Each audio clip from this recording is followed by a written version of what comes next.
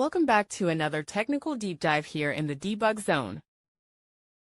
Today we're tackling a big question and breaking it down with insights from other users. Hopefully this clears up some misconceptions and helps you get the answer you need. So buckle up, stay a little curious, and let's jump right in.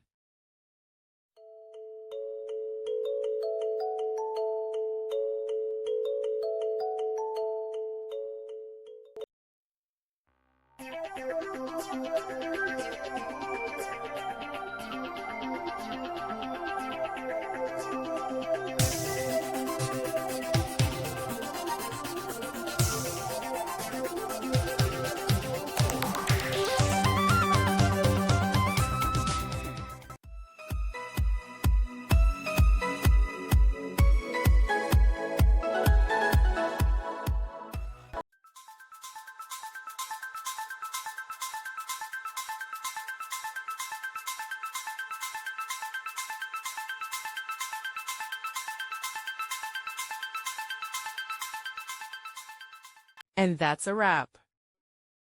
I hope you found the answer you were looking for. If you did, take a second to hit that subscribe button. It really helps out. And let me know in the comments which solution worked best for you. See you next time in the debug zone.